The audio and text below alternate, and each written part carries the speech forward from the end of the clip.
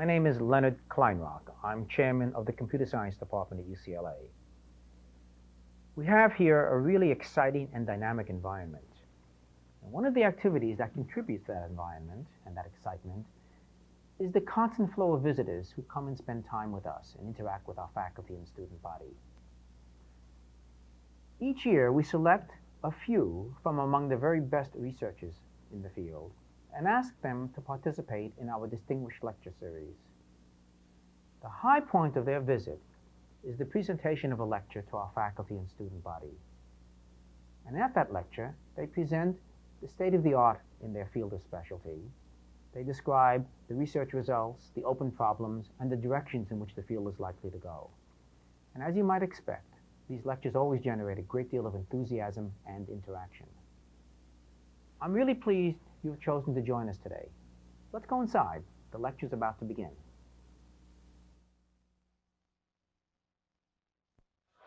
Welcome again. Quiet down. This is the fifth and last of our distinguished lectures this year, and I can see you appreciate it. There's even enough cookies to go around, so it must be a success. But of course, what brought all of us here is our speaker today, Alan Kay, who is a phenomenon and a legend in his own time. And I'm going to go through the usual and tell you some of the detailed, personal things that motivated him in his career and the things that drove him to do the things he did do, most of which you should be familiar with. And if you're not, you're going to find out the next 25 minutes as I make this presentation. First of all, let me say that there's two dominant characteristics that apply to Alan, and I think to many other successful people, but they're very clearly expressed in his career. First is the environment in which he grew up. His parental influence, the things around him, and the two great teachers he encountered along the way, and one great mentor as well, and you'll hear about that. But secondly, it was the environment of his professional colleagues and the lucky events that put him in the right place at the right time with an enormous amount of potential creativity, freedom, colleagues, and all the rest. It is your environment and it is your background as well as your talent, by the way, that matter. But it really are these other things that influence how you use your talent. Clearly, his roots are indelibly printed in his mind. His grandfather was an author. He wrote over 100 books, and he was an organist. Today, Alan is 2/3 of the way through creating this enormous organ in his home, which is right now is his greatest intense action at the moment. Grandfather influence. His father was a physiologist, a university professor, and he loved mathematics. His mother was an artist and a musician. Now here we see the arts and sciences in his background that have continued to influence Alan in everything he's done in his life. He believes that you can't separate one from the other, that the connection between the two is what makes good systems come about and emerge. He was born in Massachusetts. In grade school, in 4th grade, he encountered his first great breakthrough in the form of this teacher who taught 4th grade and had a couple of tables on the side of the room with a pile of junk and some books. And she never said anything about what was going on. And the kids would sort of wander around, occasionally poke around. And one day Alan poked around. He found a book on electricity which explained how you take a dry cell battery, piece of wire, and a nail. And you create an electromagnet. Remember those things? And so a few hours later he was in class, hiding behind this large English book with a little electricity book behind it and the parts in front of all that. He made this electromagnet and it picked up some paper clips and he let out a shriek and totally disturbed the class. The reaction of the teacher was, wonderful. And she launched into this great discussion about electromagnetism and electricity and got the class involved in this thing which Alan had created. I mean, this was really Machiavellian. She just laid these seeds there for the kids to discover, and it worked. And that environment, again, allowed him to open up and think about lack of rigidity, a lot of flexibility in the learning process. P.S. He came into elementary school At the age of 3, he learned to read. He read hundreds of books before he got into elementary school. So this was no accident that he was precocious at that point. At any rate, this one was a true educator, so much so he remembers that period in his life clearly as if a Technicolor movie is rolling. I mean, there's no vagueness about what went on in that period. It's indelibly imprinted in the way he thinks. Having read so many books before he got to grade school, he was also made aware that the concept of a single point of truth is false. And that's a very difficult burden for a young man to carry through our educational system. Okay, and his father said, listen, ignore the garbage and get the A, and know what you know, and don't listen to what they're saying. And it worked. The flexibility in that grade school environment, the ability to create an environment and put things together, create what you want, in fact found its way into the Mac user interface, which he was later so influential in. Think about the kinds of tools you're given. Now it's up to you to create the sequences you want to carry out your problem. As it turned out, this grade school teacher ruined Alan until he got to graduate school. For all the other teachers he encountered until he met yet another one. So let's do it slowly. He went to a junior high school. In the 8th grade, he built a Tesla coil. Now, how many of you know what a Tesla coil is? How many of you have built a Tesla coil? Okay? These are wonderful devices that create these very high frequency, very high voltage, very long arcs of electricity that you can draw between 2 electrodes. So Alan built a powerful one, set it behind the wall in his teacher's classroom, 8th grade, because he knew this teacher had a habit of leaning back in his chair. And sure enough, he drew the arc right to the base of the skull of this guy. Okay. And he was told at that point, either you're going to flunk out right now, or you get the hell out of here on your own. And he was ready, so he was right on the verge of high school. So he had to find a 4-year high school instead of a 3-year high school. Okay. Brooklyn Tech was the only good 4-year high school in the city at that time. So instead of going to Bronx Science like the rest of us guys did, he went to Brooklyn Tech, which is every bit as good.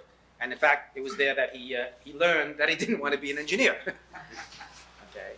In fact, he was being instructed by professors from NYU and Columbia, and he began to love math, and he decided to go into an area of that sort instead of engineering. Meanwhile, he was into rock and roll and jazz bands. He played the jazz guitar professionally from the age of 17 to 27. When his family moved to Long Island, he spent his 4th year in high school doing jazz, guitar, and girls. And his GPA followed the obvious path down as he wrote musicals for the theater. He then went on to the University of Colorado in Boulder and set out to get a bachelor's in 2 majors, pure math and molecular biology, which he did.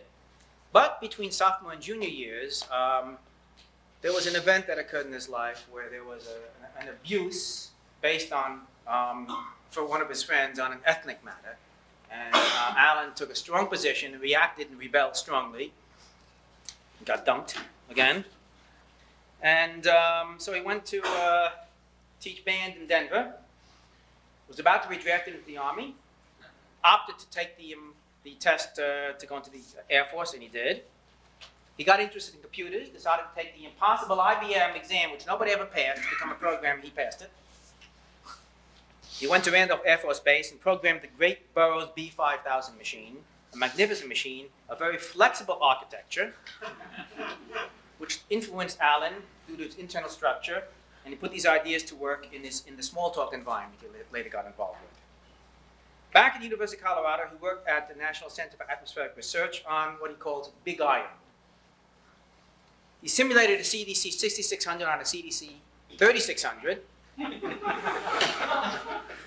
Seymour, the people who were supposed to write the operating system for the 6600 didn't do it, so Seymour Cray did it, and he wrote it.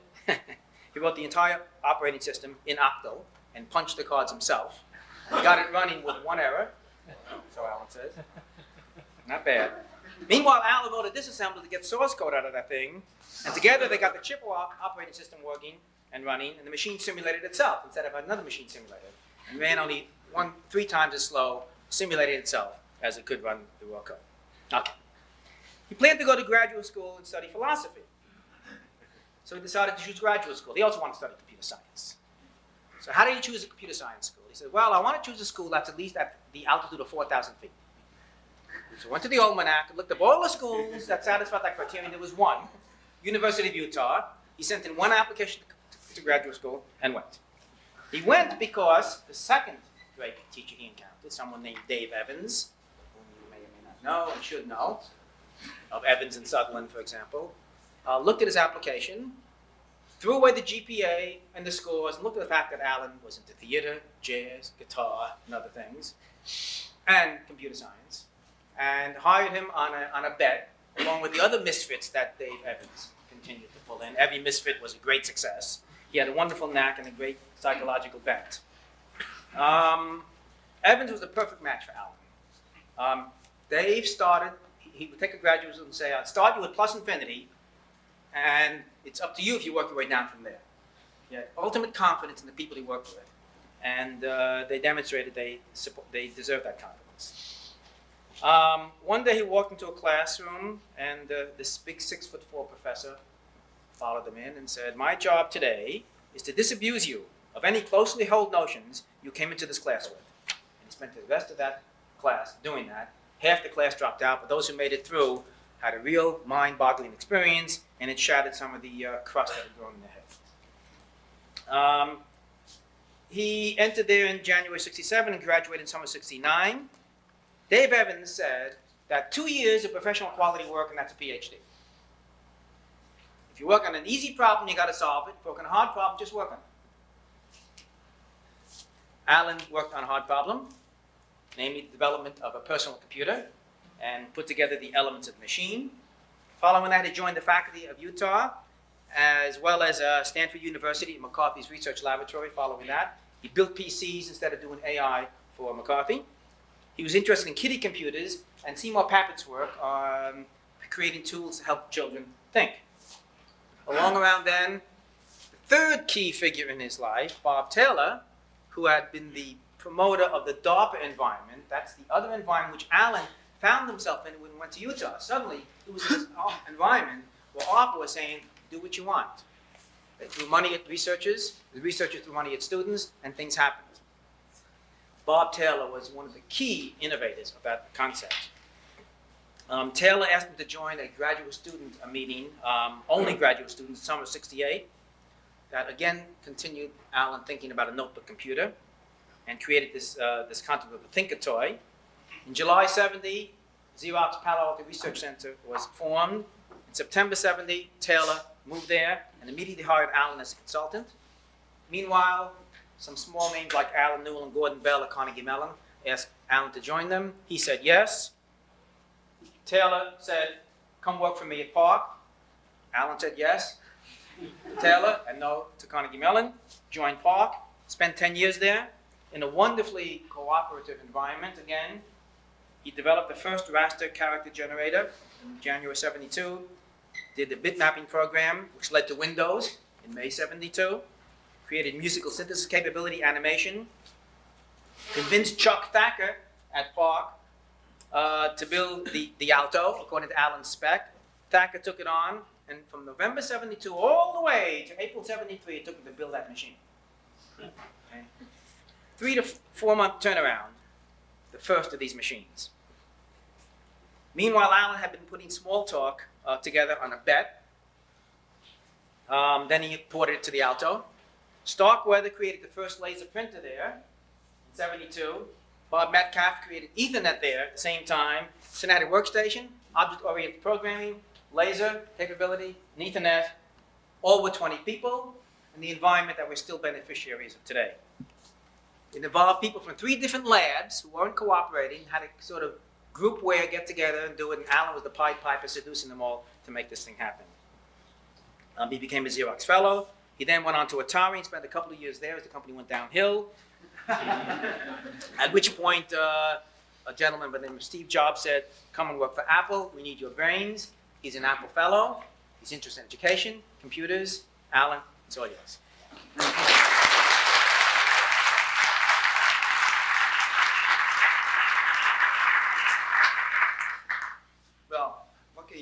that. Actually, I got some interesting requests about this talk. One of the requests was that I give a general talk instead of a technical talk. One of the requests was that it should have something to do about the future. And the other one was kind of a more vague one, which is sort of, well, how do you go about doing this stuff? And I think the one thing we can take from Lenny's introduction is that there's a kind of a pleasant haphazardness when things are going well. That is one way of thinking of it is that the turtle with a compass always beats the random rabbit. You don't want to have a strong plan when you start. I'll talk about this a little bit because there's a thing in science and engineering schools where people are taught to be very rational and to plan things out and have goals. But in fact, the stronger your goal is, the less chance you'll get a good one. Because if you think of it, you haven't done a lot of learning when you start a project. The learning is yet to come. And if you have a rigid goal, a lot of the interesting things are going to get lost. So we like to say that in research, what you want to have are directions. And you think of the future as being some sort of magnetic field emanating out. There's a kind of a vision. And what you are is an iron filing lining up in that magnetic field, but you don't know where it's coming from. But it's sort of like salmon going upstream. They don't know where they're going, but they can smell the gradient of the perfume that they memorized when they were born up there. And just a few atoms in a million is enough for them to swim their way up the gradient. So let me just start. I actually, of course, have more. It's the insecurity of giving any kind of talk, because you always bring too much material. And actually, it's worse than that. It actually goes back further, because there's a context that's been around for a long time. All the way back in 1962, here's what we had. We had McCarthy, who had already been talking about advice-taking agents for 4 years. He wrote the advice-taker paper in 1958 and was one of the original stimuli in doing time sharing. Integrated circuits were already about 4 years old, so we had those to look at. Multi-process operating systems had been done on the Ferranti Atlas, were done at MIT, CTSS, and the B5000 had one too. Higher level language computers, well, the B5000 was set up to execute the semantics of ALGOL. There's already a personal computer, as I'll show you, called the Link, that was done in '62.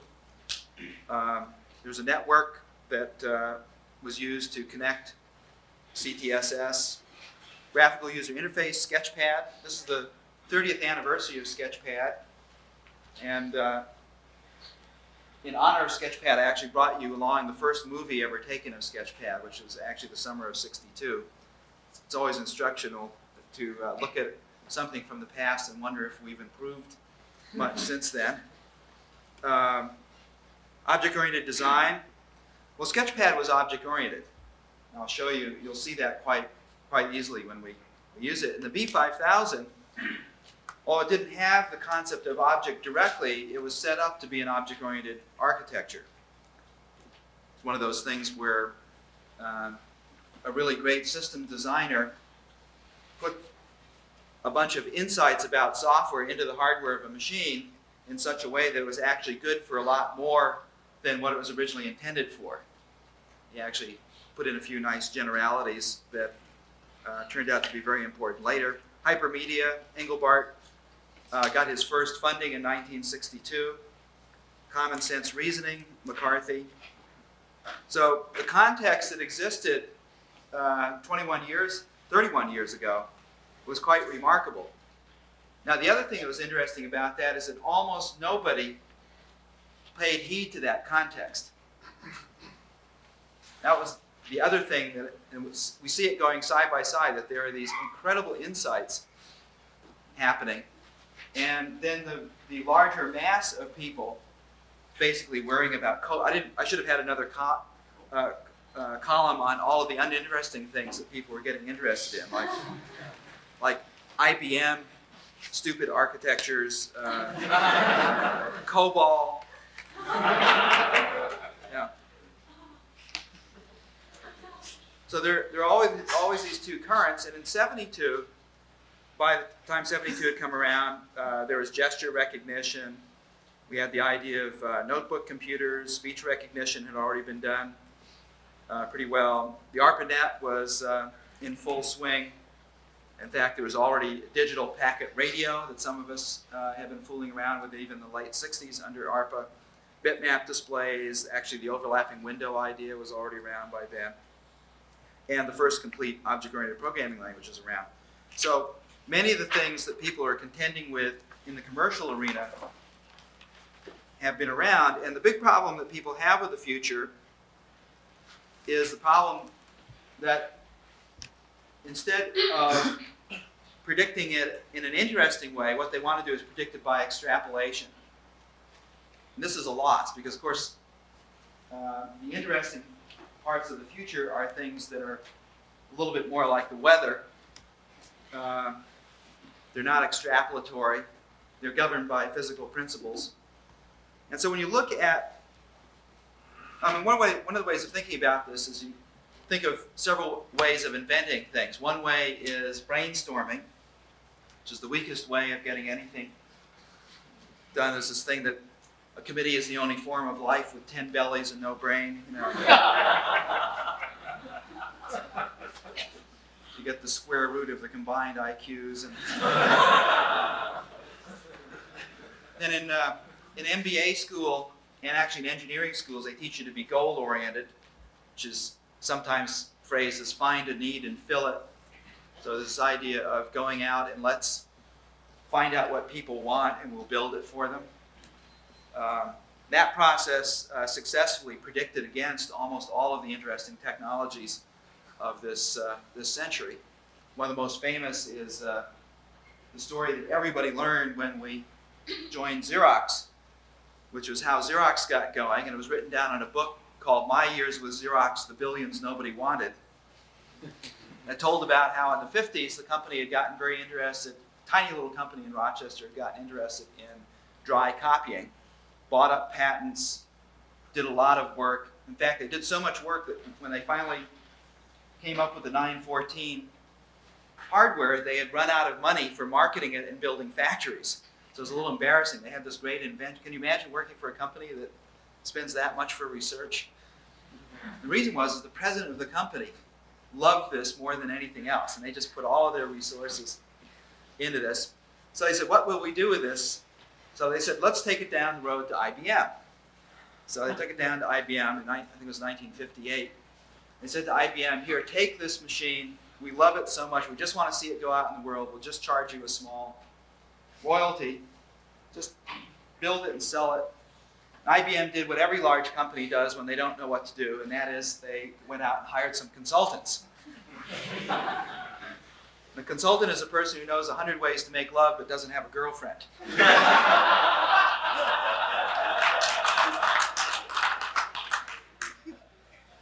So, and of course, in America, all consulting companies have the first name of Arthur. The one that IBM was using at that time was Arthur D. Little in Cambridge, Mass. And Arthur D. Little went out and did the thing that they had been taught to do in business school, which is to go out and find out whether anybody wanted plain paper copying. They spent a year and a half compiling this 6-inch thick report that said, no, nobody's interested in plain paper copying. And there are two main reasons. One is that nobody was copying.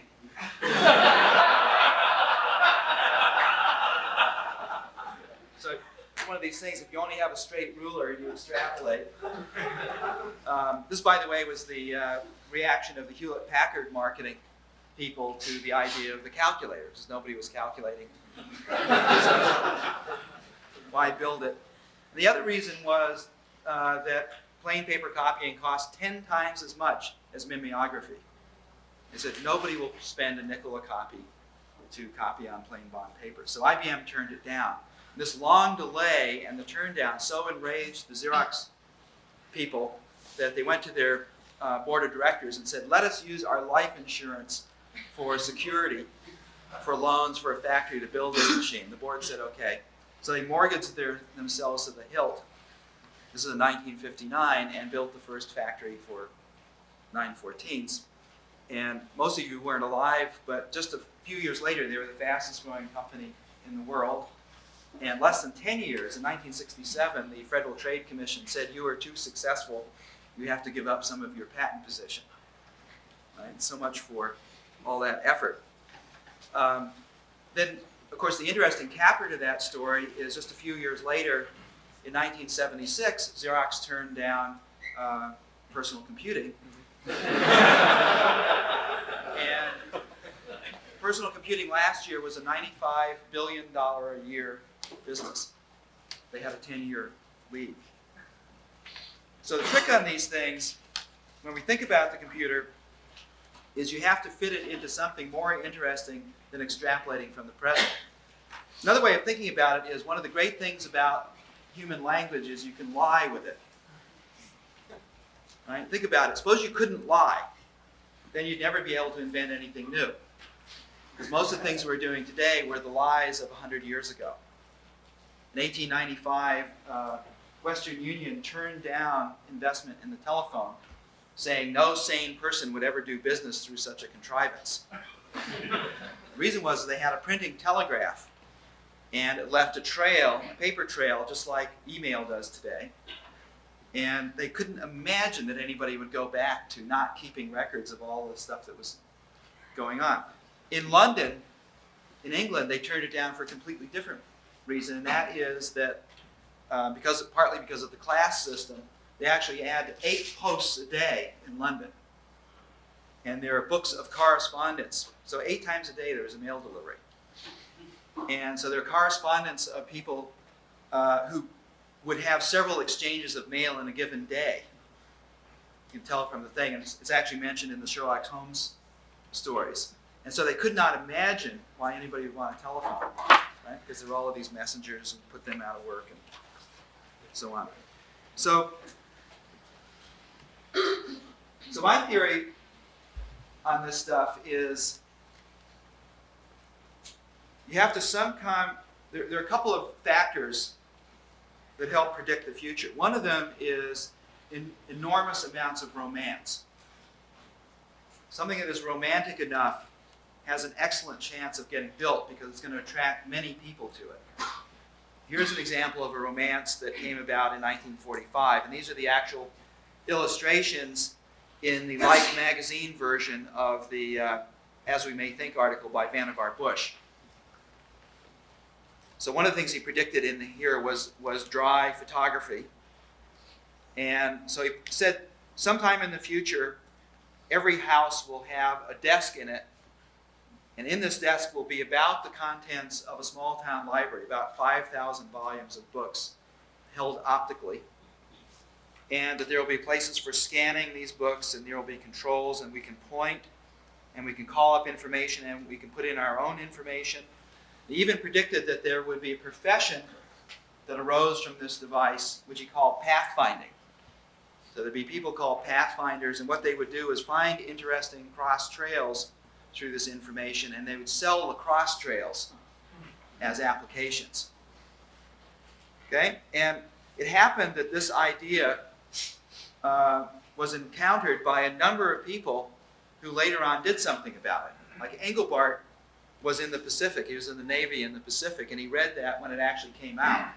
I was only 5 years old in 1945, but I discovered it in a science fiction book that I read as a teenager by an author that was very reliable when he referred to something offhandedly with lowercase. It was a lowercase MEMEX. He used it as a generic term. And I knew that this science fiction author had gotten that idea from somewhere else. So I looked it up, and I discovered, and I read that paper in around 1954 or so. Other people, Licklider had read this thing, and Bush was President Roosevelt's science advisor. He was the guy who gave the go-ahead on the atomic bomb project, and he was also a professor at MIT. So he was a guy people listened to. And this idea, long before anybody could do anything about it, it gave a completely different way of thinking about what computing might be for. It was something that Licklider used as an example for what we should do with computers. And people started doing stuff about it. Here's a couple of early days. Here's Ivan Sutherland at the TX2, a computer much larger than this room. Lenny and I both have fond memories of this machine. It was one of the few computers in the world that would run with 10% of its wires disconnected. Because they were always changing it. What was it, every Thursday, Wes Clark would get the machine and he would put something in. So it was one of the earliest machines to use transistors, one of the earliest machines to use core memory, and whatever they wanted to use it for. And the first personal computer in many ways was Ivan Sutherland as the sole user of this enormous machine. A machine, by the way, that in today's terms would be equivalent to about an IBM PC XT, with about maybe 480K or so. But in its own time, it was incredible. And at the very same time that this was going on, Wes Clark was doing a computer for biomedical researchers who needed to do real-time experiments in neurology. And the idea was not only would these people program it, but they're actually going to build it. So he actually had a summer institute in 1962, and all the people who were going to get these machines came and learned how to build their own. And one of the design criteria on this machine was that it be low enough so that you could look over it. They didn't want a machine looming over you when you were using it. So this is the thing they came up with. Now let's take a look. The summer of, I hope you'll be able to see this. You could kill the lights. Maybe we can kill the lights. So here's, can everybody see it?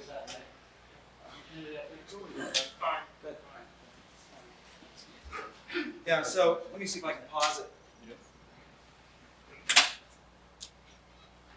So what you just saw, now let me just explain a couple of things. This machine has no real display on it.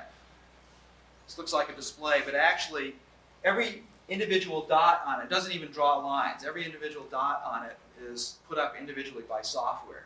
There's an entire word in memory for each dot. Okay, and he's using a light pen here, which came out of the air defense stuff that was done in the 50s.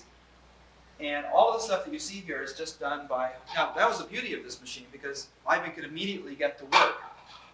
You'll see the thing flickering unbelievably later on when it gets into some tough situations, and it was a motivation for making better displays.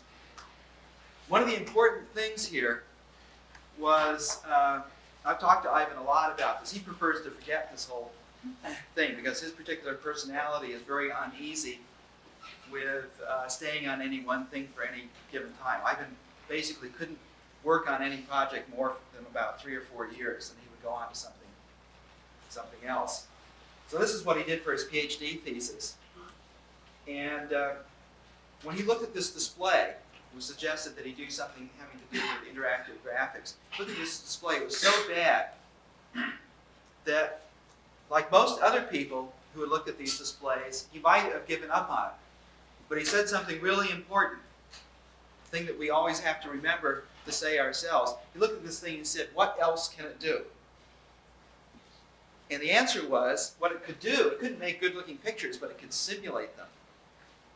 Right? So right away, you had something that wasn't just a picture drawing facility. You could actually put in a bridge and have it calculate the stresses and strains. You could put in an electric circuit, and without explicitly preparing it for anything about electricity, just by specifying the constraints, it would manufacture a simulated EMF and move it around the circuit. You could put in linkages, and by constraining the linkages, it would animate through the linkages. This is an incredible system. So this is the very first movie taken of it. Let's take a look at it. So what he just did there was he drew in the outline of this thing, and he pointed to all of the different edges of the thing, and he said to the system, I want those all to be mutually perpendicular. And Sketchpad just figured out how to do that. So that is a dynamic solution to a set of dynamic constraints. All right? So this thing is not just a graphics system, but it's actually a problem-solving system, a non-procedural problem-solving system. First window is actually drawing on a screen, virtual paper about 1/3 of a mile on the side. So again, he just draws in. Now he's pointing to these two things. He says, make these guys parallel. So it figures out how to do it. And now the constraint is make these collinear. So he's using those parallel lines as guides for these dashes.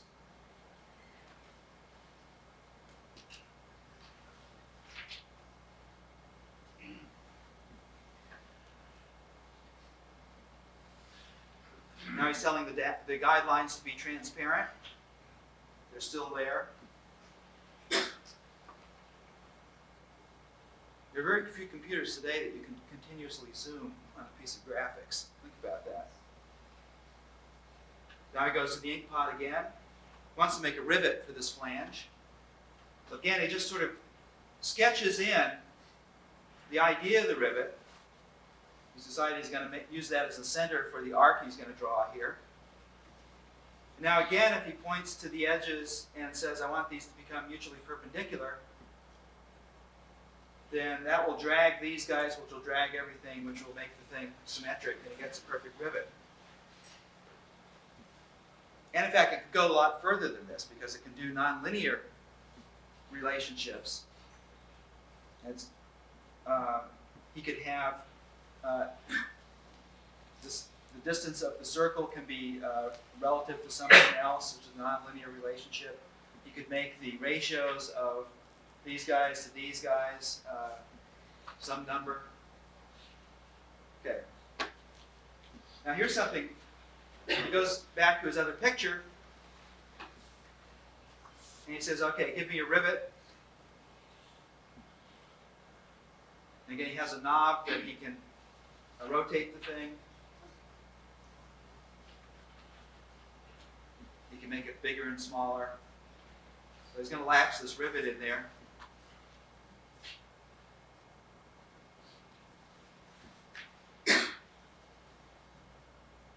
My theory is looking at this program is what led to his later personality. Now, so he gets a few more rivets. Now he says, oh, this cross piece, that's no good. Let me go back to the master drawing, and I'll tell these cross pieces to be transparent. And guess what? These guys feel the change. All right, so what we're seeing here are instances of that master rivet. So this is the first object-oriented software system.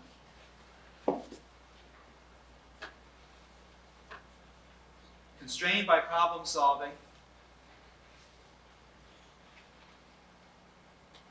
And any new thing that you can construct can itself be a master. You just made that into a master, so now we can make instances of this flange with a rivet in it. So I want to ask Ivan, how could you possibly have done the world's first graphics system, the first object-oriented software system, and one of the first dynamic problem-solving systems all in 1 year? And he said, well, I didn't know it was hard.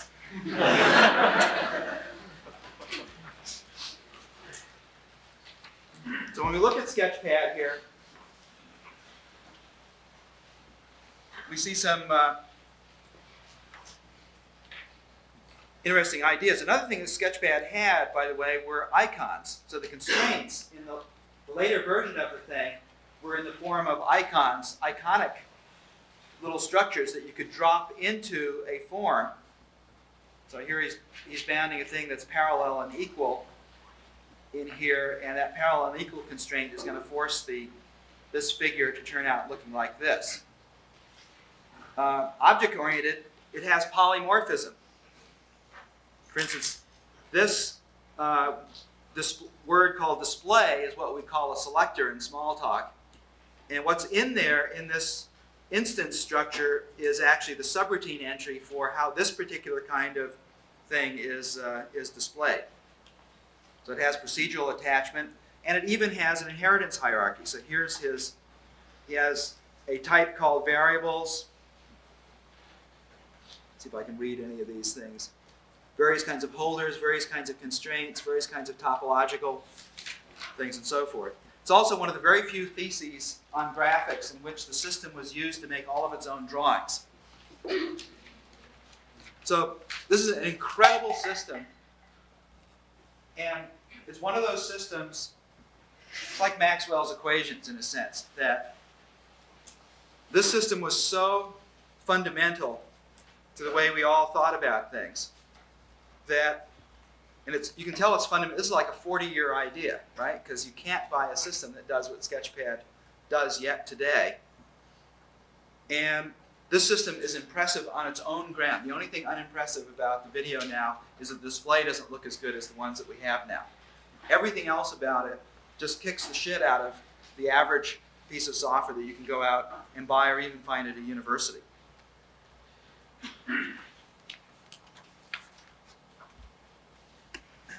Okay, another huge factor, Gordon Moore's law, first published in 1965. I remember reading it when I was working on the 6600, and it actually meant nothing to me in 1965. So I was working on this huge Freon-cooled machine. And what you're supposed to get out of this is to imagine a 6600 sitting on a desk. But there's no possible way, at least in 1965, there's no way I could imagine that. I didn't even, of course I could see it was exponential and everything else like that. The idea of 10 nips on a desk in 1965, it just didn't have any overlap with what I was doing. But Gordon Moore actually kept on publishing. One of the reasons people ignored it, by the way, is it wasn't about bipolar. It was about a very, very slow way of doing silicon, which is an NMOS, field effect transistors. And so it was pretty much ignored. It was too slow.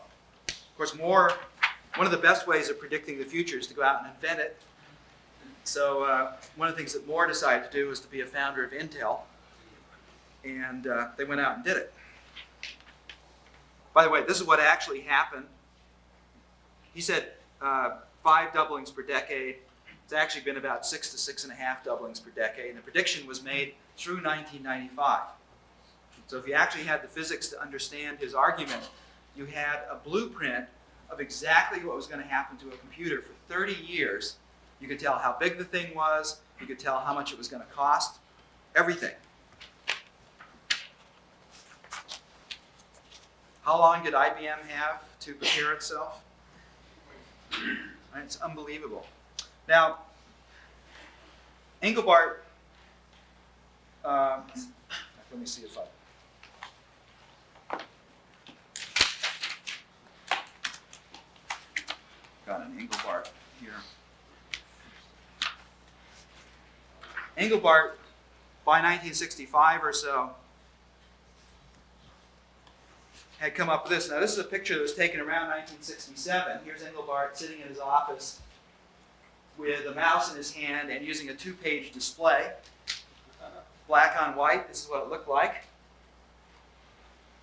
This is what it looked like from the top.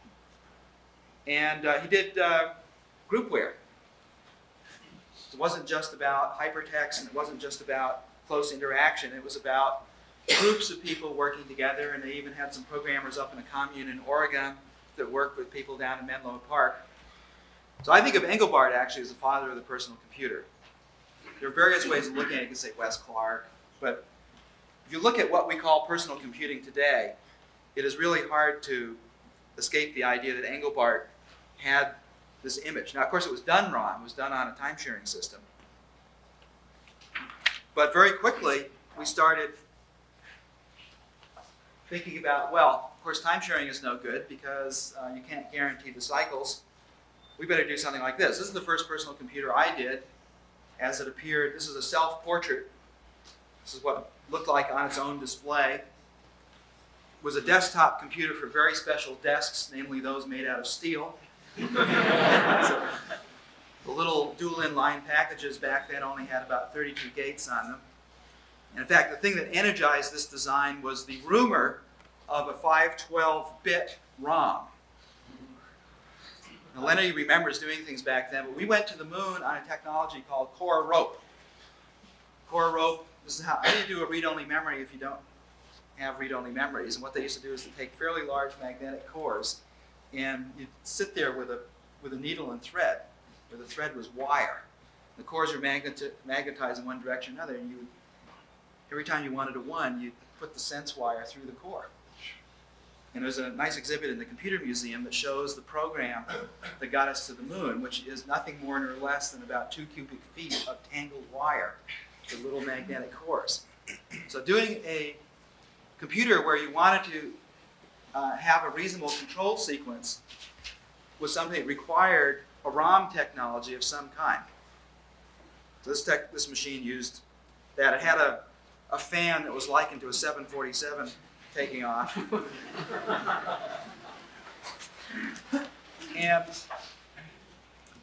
But it had, instead of having one window, it actually had multiple windows.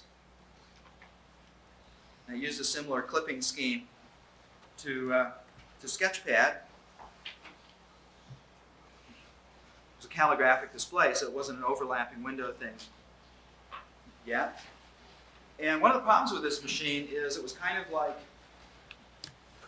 suppose you want to cook a cake, and you look in your refrigerator and you can't find any flour, so you decide to grind up some oatmeal. And you can't find any butter, so you decide to use some olive oil. You can't find any eggs. I don't know what you use. Some floor cleaner. So it had this speckled, it was sort of, it had the right terms. It had a user interface on it, it had display, and it had a pointing device and all that, but it didn't actually gel. And the big hit for me came when I saw Pappert's stuff. And my whole conception of what a computer might be about changed from being a vehicle. One of the metaphors that we used back then was personal computers are like automobiles and IBM is like railroads. Somebody else decides. So that was a powerful metaphor, but in fact it wasn't a very good one, because a much better one is when you apply kids to it. People don't teach kids to drive when they're 5, but what they do is they try and get kids to read and use media and clay and all that stuff. So the idea of seeing children actually programming computers got me thinking about, what if a computer were like a book, a dynamic book? And so in 1968 I made this cardboard model and filled it up with BB shot. Because one of the things that's interesting, because my desktop machine weighed 400 pounds, so I was interested in how much one of these would have to weigh before you'd really want to carry it around. The answer in 1968 was 2 pounds. So that was a problem. But because of Moore's law, we could calculate when the first time when one of these things could be built. And that was around 1982. That was a long way off. That was 14 years off. But the nice thing about it is we could calculate also that we could make millions of these. And therefore, there was only one problem that really had to be solved in doing a real personal computer, and that's the user interface problem. You can make millions of things, go to millions of people. You can't train millions of people. So if these things are ever going to be used by ordinary mortals, the only thing that counts is whether people can actually use them. And there are many other metaphors we used, like how do humans extend themselves? Well, 2 ways, tools and agents. McCarthy wanted agents. We couldn't figure out how to do it. AI looked too hard, so we said, let's make it tool-based. And that means manipulation. So right around 1970, this is sort of the way I thought about things. And this is a very useful technique when you're trying to figure out what you should work on. Like the hardest problem professionals and people who are learning to be professionals have is picking a good problem. It is definitely the most important thing when you're in graduate school. every problem has overheads. The overheads are very similar. One of my biggest complaints about today is I think there are too many brilliant people working on trivial problems. Part of it is because the funders will only fund trivial projects because they can only understand trivial ones. The great thing about ARPA is that the ARPA funders absolutely didn't care what your project was. Just absolutely did not. They only funded people. They never funded a project. If Ivan Sutherland wanted to do something, they didn't give a shit what he wanted to do. They'd give him some money and take percentages on the results. So one of the ways of deciding how things are going to sort out is by dividing up the world, even by brute force, into paradigms. A paradigm is a set of beliefs that are mutually consistent. And even though there's blendings in the real world, you basically don't want to do research in the real world. It's too complex. So you want to make artificial distinctions, and we made a whole bunch of them that tried to differentiate them. So for example, what drives this? Integrated circuits. What drives this is going to be pervasive networking. So even though these are going to get small and become these, this thing, this is sort of, if you live long enough, you'll get more or less what you want. Actually, a couple of years from now, it'll be exactly the way that cardboard model was. This is 4 pounds, so it's a factor of 2 away from what it should be. But this isn't it. Right? This is a small one of these. And you have to put a digital one of these inside it. And you have to have a worldwide network. And you have to have a whole bunch of things that go along with it. And so by making this artificial distinction, it both told us what to do here and it told us what not to work on here. Can't work on everything. So all kinds of, like we can see that laser printing was going to work out here, but this thing is going to be no printing, not just because it's portable, but because the structures that you're going to look at are going to be hyperstructures, so you can't print those out, and they're also going to be dynamic simulations, you can't print those out. Right? So this has to be the medium, whereas this one doesn't have to be the medium. Right? So laser printing became a high priority at PARC for this thing, and it was not even in the ballpark for this thing.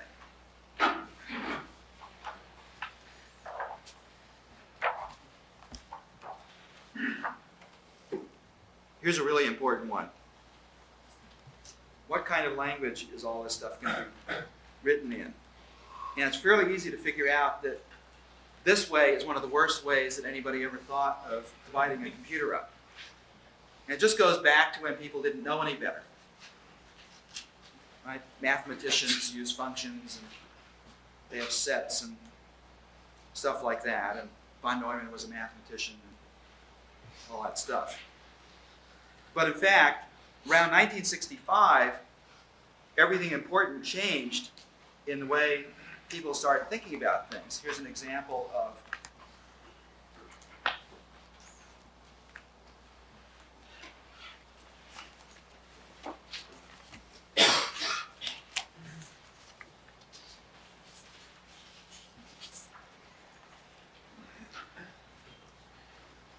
basic idea here is that you can make a doghouse out of everything except maybe toothpicks without worrying about structural properties or architecture.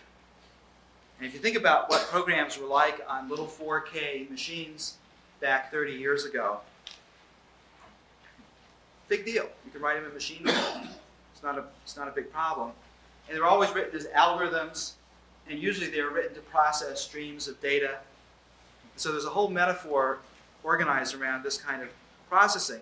But at some point, when you start wanting to build much larger structures, you start losing big, because there are non-linearities as you make things go larger, and at some point you have to adopt some principled architecture. And that was a very critical thing, because it said it added one more thing to the list of what we were trying to invent. Here's the, if you're a student of architecture, one of the most interesting things about Greek temples versus Gothic cathedrals is that they have about the same amount of material in them. Unbelievable, but true. Gothic cathedrals have almost nothing in them. Now the Greeks thought about holding things up like slaves holding things on their head.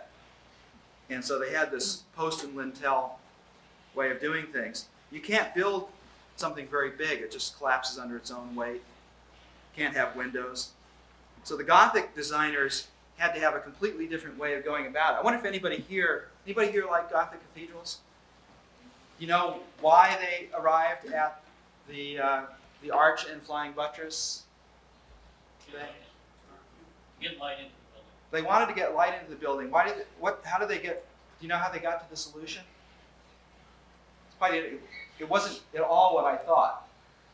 So yeah. Everything else fell down? Yeah. Yeah, well, that's a fairly random approach. They're a little less. But falling down was an important part. Actually, what happened is when they started building these structures up into the sky, they discovered that they did have some fall downs. Yeah, they discovered that the wind blows much harder 500 feet above the ground. And it just blew these things over. That's when they started bracing them. Right? And at some point they realized, hey, wait a minute, we don't need walls anymore. Right? I had thought what had happened was that they wanted to hold the roof up with the braces, but in fact what they were trying to do was to hold the walls up. And at some point they realized that holding the walls up was all you needed. You didn't need walls anymore.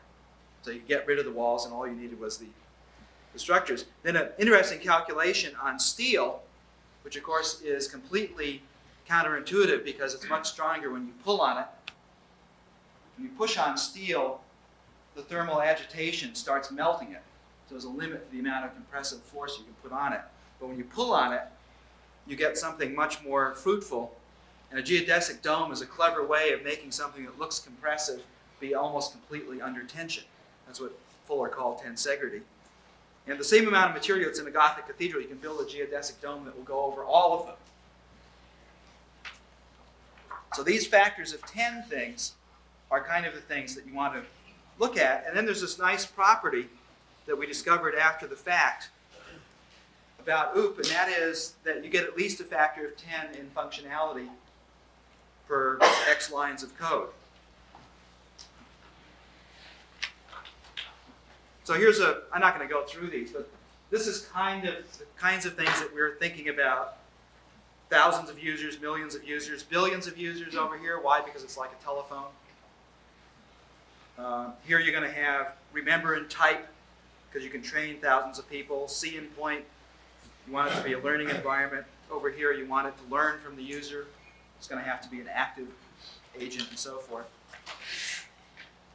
And there are lots of things that are happening. The algorithms that people were taught, I noticed from looking in the catalog at UCLA, the department here, that the first programming course is still Pascal. It's like teaching people about watches.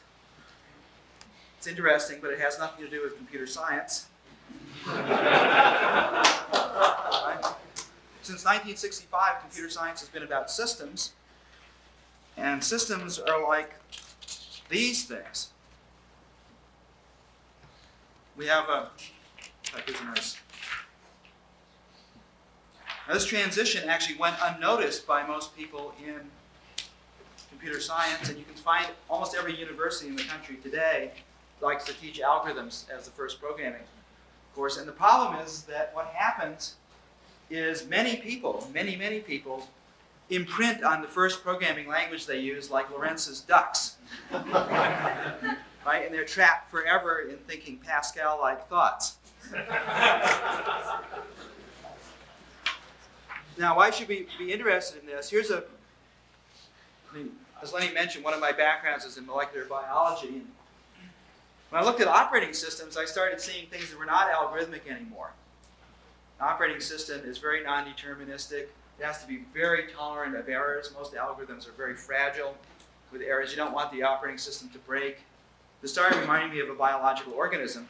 Here's a little thing that I knew. We have more than 1 trillion cells in our body, and we can grow a baby from a fertilized cell in 50 cell divisions. And in fact, upwards of a factor of 10 of the actual cells are killed along the way because there isn't actually enough genetic information to converge directly on a viable baby. I'll just give you one little story which is quite instructive with how this stuff works. Embryologically, the muscles are laid down in the baby long before they're wired up by the nerves. So how do the nerves find the muscles? Well, they can smell them. Little processes start growing out from the spine, little amoeba things that are dragging the nerve sheath along behind them, and they're smelling their way along, but there's not enough genetic information to find exactly the right area. They go out the right limb. So what happens? They proliferate all over the place. And then when the baby is exercising in the womb, the system is picking the ones that are working. And then in about 6 weeks, something like 80% of all of those nerve cells that grew out there are killed. Right? And the 20% that are left are the ones that will work. Same thing happens in stereo vision. If you keep a baby's or a kitten's eyes shut through a critical period, it'll never develop stereo vision because stereo vision depends on dynamic feedback from an environment and a deciding which cells to keep and which cells to kill. Here's another example just to why you should be thinking about biology. Here's a little E. coli. It's about 1/500th of a typical cell we have in our body, and it has about 100 gigabytes of information, about the equivalent of 50,000 2-megabyte PCs in this little guy. We have 1 trillion of these in our body, and somehow it works. So when somebody teaches you object-oriented programming as a better way to do data structures, don't believe them. It's absolutely untrue. That's just an attempt to recycle the same old crap. It has nothing to do with that. The reason OOP was invented was to deal with real problems on a real scale, not to imitate data structures.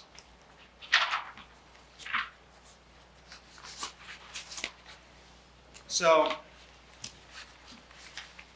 looking into the future, one of the best ways of doing it, I guess I should put up, this is what Lenny was talking about. So this was done over a period of about 1.5 years by less than 20 people at Xerox PARC.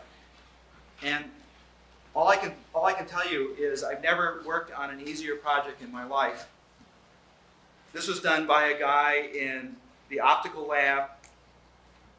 This was done, these two were done by people in the computer science lab, and these two things were done in the system science lab. There was no management coordinating any of this, but this was a realization by a bunch of people who talked with each other about this middle paradigm.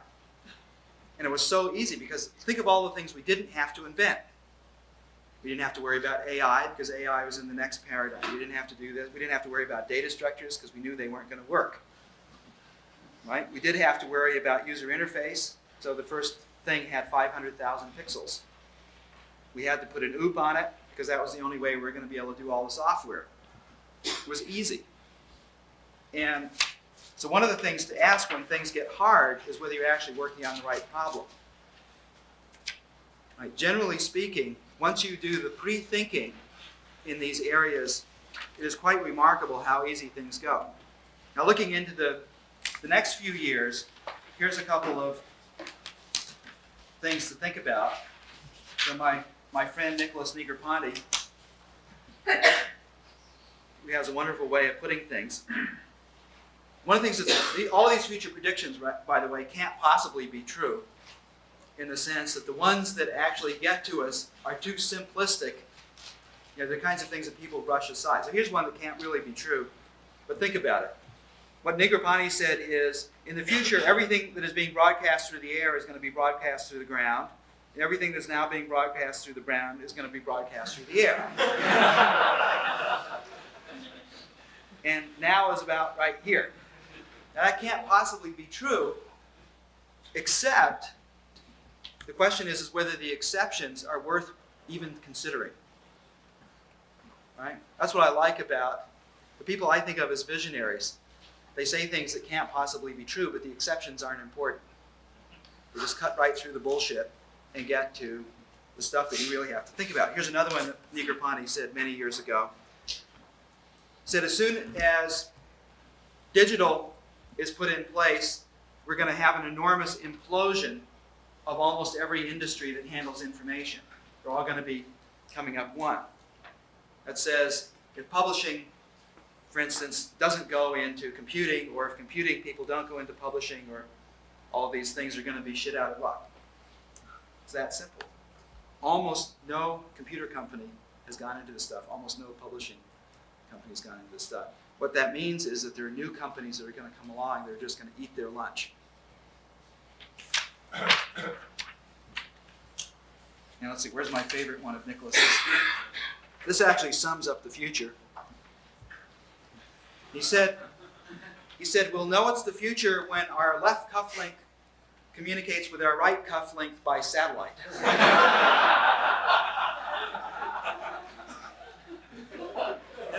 It's all right here. Right? Moore's law, it's absolutely going to be the size of a cuff link. California here will weave it into our t-shirts. Right? So you got to think of computers as clothing in order to look ahead. They absolutely will be able to punch up to the ionosphere. Motorola is putting up about 90 satellites in a few years that you can get up there with half a watt or less. And this is a perfect metaphor for everything that's important. The world, what? Pardon? Is that a bow tie or a satellite? That's a satellite.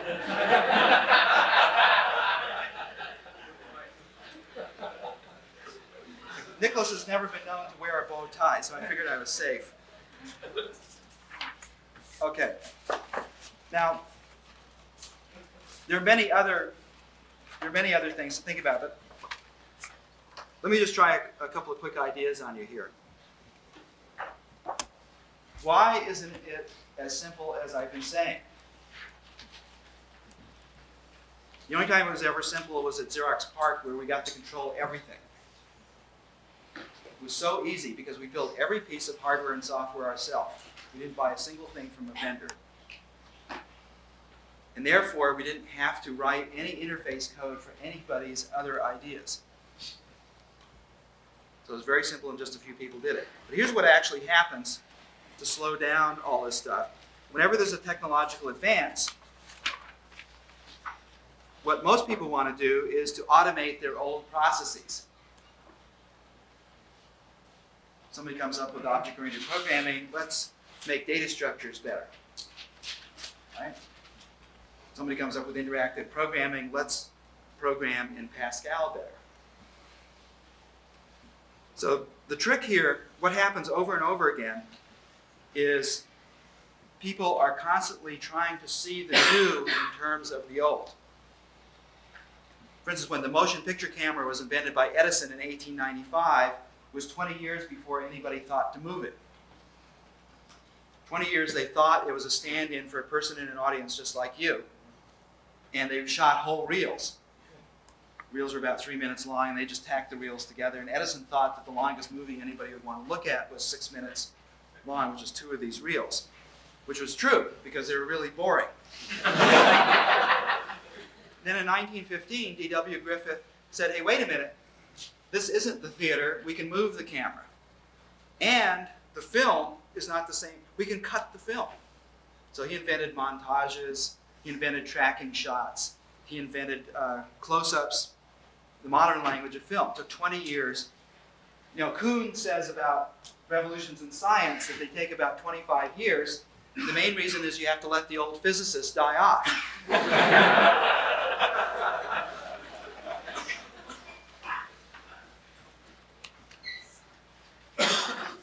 Now, the reason I say this stuff is this is extremely critical for people who are in school.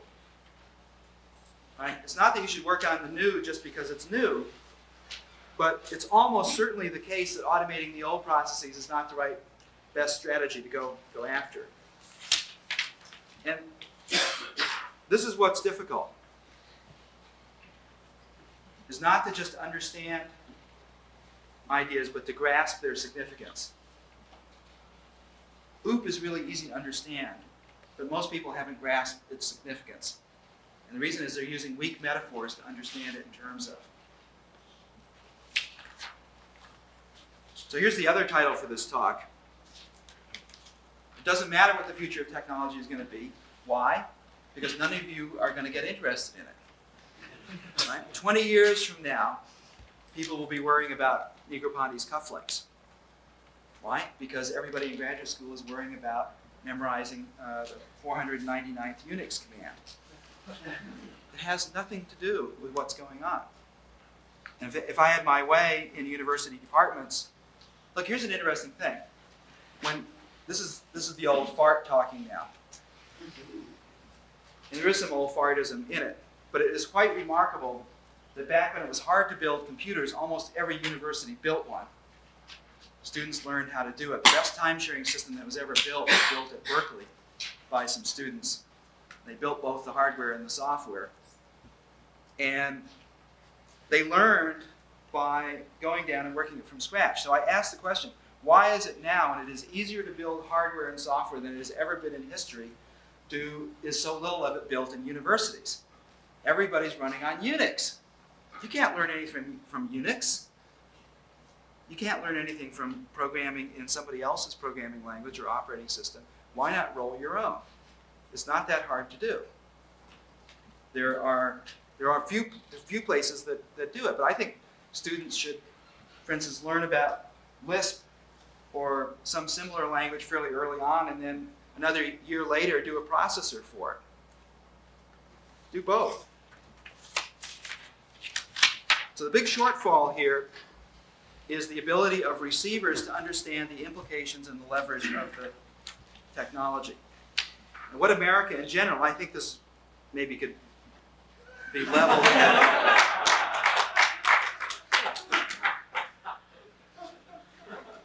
Right? They must be doing something right. But the problem is that it means you've been doing something for so long that you've gotten Six Sigma good at it, and that means you're way, way off. There's nothing that Microsoft does that's Six Sigma good, but it has a much better compass setting than what IBM is doing.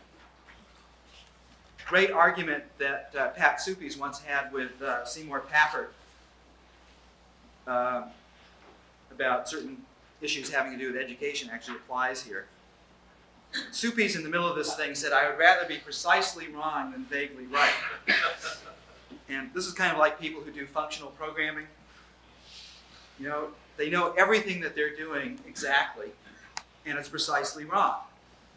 And the reason is that something like functional programming is beautiful in its own little room, but it isn't really about computing. It doesn't actually admit that time exists in an interesting way. So these little cul-de-sacs that people get into is really deadly and disastrous. The result of this is that now, actually, I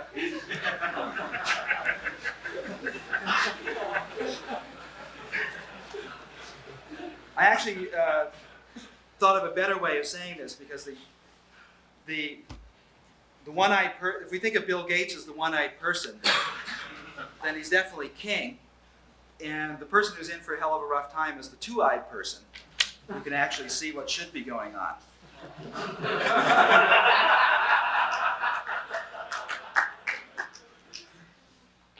Okay, here's an interesting one about human psychology. I got this from my cardiologist. And this is true. This is not, 300,000 is not the number of people who are going to die from coronary disease. It's higher than that. But these are the number of people who could easily prevent it, who were told that they could reverse their coronary artery problems by changing their eating and exercise habits, and they literally would rather die and do. So you get, and we could say for companies here, we could say organizations. Same thing happens in university departments. Trapped by continuous rationalizations for incremental change. Let's not rock the boat, let's make little changes and stuff. The problem is that at some point you get so far behind that then the actual change you have to make is viewed as too costly. And this Fram-Moyle-Filter syndrome sits in. You know, when are you going to pay the freight on this stuff? And most Americans will say later, And IBM, for instance, is paying the freight right now. It's also Gresham's Law, best exemplified by something like MS-DOS, which is you can get in a, basically kind of like the teenage exploitation market, where you have unsophisticated people selling things to less sophisticated people. Right? And so there's a kind of McDonaldism in it that you just have to convince people that what they sell is food.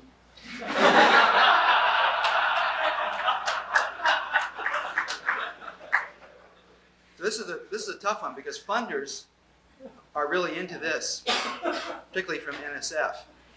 Right? They would much rather have an uninteresting thing for sure than take a chance on doing something good. The good things are actually harder to do. Sometimes you lose on them. So here's a metaphor that we were very fond of at Xerox PARC, which was first discovered at MIT. It's a famous paper called "What the Frog's Eye Tells the Frog's Brain," and basically the result is this: that if you take the frog's natural food and paralyze it with a little chloroform, so the flies are still alive, and put them in front of the frog, it will happily starve to death because it cannot see that a fly is its food. If you snap a little piece of cardboard at it, oriented this way, the frog will try and eat it. And it will do it over and over and over again. Eventually it will die. And there are various ways of interpreting this, but I like to think of these flies as ideas. They're around us all of the time. This is the thing that I think both Lenny and I would agree very strongly on. And that is the most remarkable thing about the revolution that's been going on is it was there for 30 years. It was actually making choices about the stuff was there. And those choices were pretty much made on aesthetic grounds rather than technical grounds. Deciding, oh yeah, here's a fly. I wonder where that came from. There the whole time.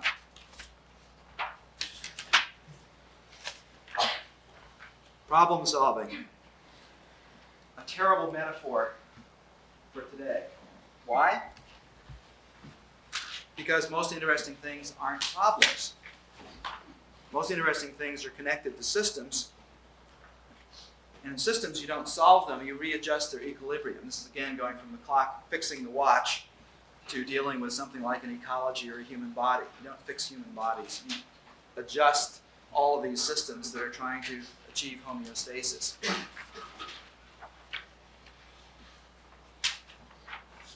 I think of this as higher management. They're so pleased when they finally get to B that they think they did the right thing. Business school and engineering school aim towards your goal and reduce differences. But in fact, in science, you look for the superhighway. If we've learned anything in the last 300 years is that in spite of any reason to the contrary, these superhighways exist. It is unbelievable how many superhighways exist. And as Einstein pointed out, the most incomprehensible thing about the universe is that it seems to be somewhat comprehensible. Right? Because there's no a priori reason why we should be able to understand it to the level that we do. And it's an incredibly important thing to look at. So,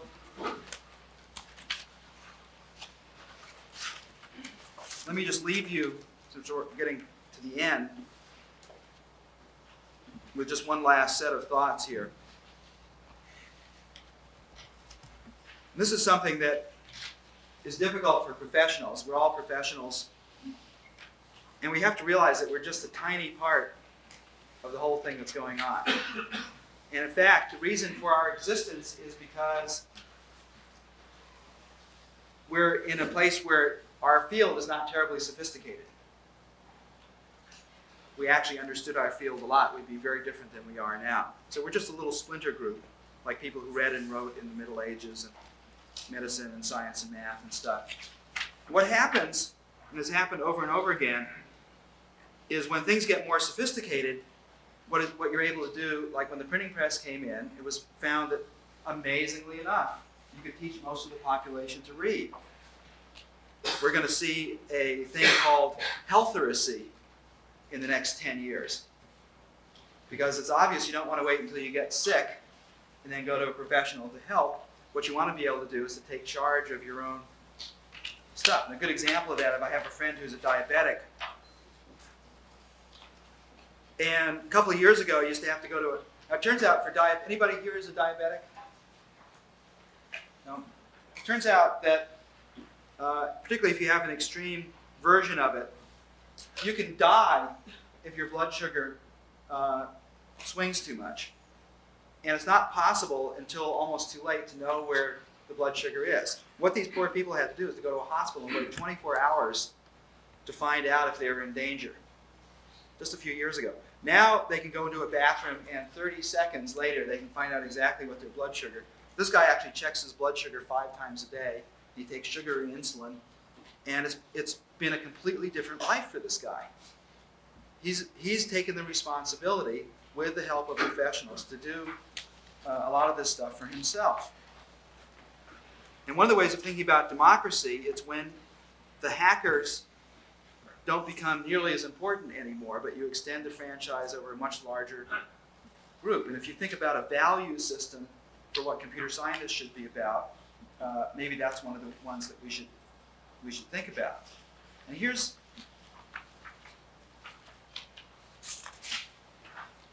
when you have uneducated people, you can give them shovels and you can dig a pit. You can pile up stuff too. You can make pyramids. Very natural thing to do. If you want to make a geodesic dome, you don't do that with a pick and shovel. You need something else. What happens as professionals get power tools is the amateurs get them too. Right? There's no place for the person with the shovel. And for us,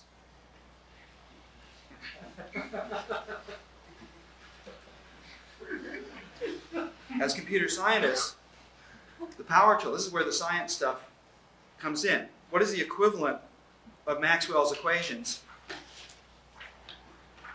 Well, they're rarely taught. You don't see this as a metaphor. Some people do who are theoretical academics, but it doesn't actually get through to most people who program. And here's one way of thinking about the equivalent of Maxwell's equations in computing. In natural science, we're given a universe, and our job is to discover its laws. God or whatever. But in computer science, we have something maybe even more interesting, is we give laws to the computer and it creates a universe. Right? So Maxwell's equations are actually a synthesis of things rather than an analysis of things. And the first version of Maxwell's equations came out in here. Right? Now we can do better than that now. But to me, the world of computerdom is divided up into 2 kinds of people. There are people who have spent the 2 or 3 hours necessary to actually understand this in a very deep way. Right? Because it's not the Turing machine that's the important part. Right? You can make a pretty good Turing machine computer with 2 instructions. I think it's subtract and jump on less than 0. But it's not a very interesting Turing machine because you have to write gobs of code to do anything. What's great about this one is it has a slope like this. Right? It's simple, and what this says is it doesn't matter what your programming language is. So anybody who understands this would never write in Pascal again. Right? Because Pascal is a language in which somebody had the presumption to tell you what features you were going to program in. This is how you're going to do conditionals. This is how you're going to do loops. And by the way, you can't do parallelism. And you can't do this and you can't do that. This says you can. You can do it in a very small space. And to me, the hardest thing to explain to anybody about modern programming language design is that this aspect is how you should criticize. Now, anybody who understood this would never, ever write a line of code in C++, because it doesn't have this. It's been left out. And so what people do is to write as though, what's his name, Strausstrup, actually knew what he was doing. There's no way he could know what he's doing. None of us do. So what you want is a meta system that when your problem type comes up, you can actually apply to it.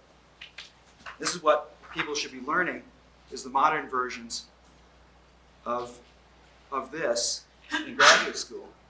So that whenever you go out and have to do something, you're not bound by the existing tools. You can always whip up a system that will allow you to create the tools, to make the tools that you need to do the job. So Lenny actually asked me if I had any words of advice in one sentence or so.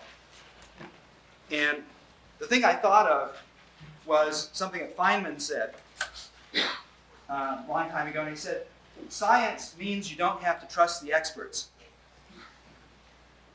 Right? You don't have to take things on faith at all. And so my word of advice to you is do not believe a single thing that I've told you.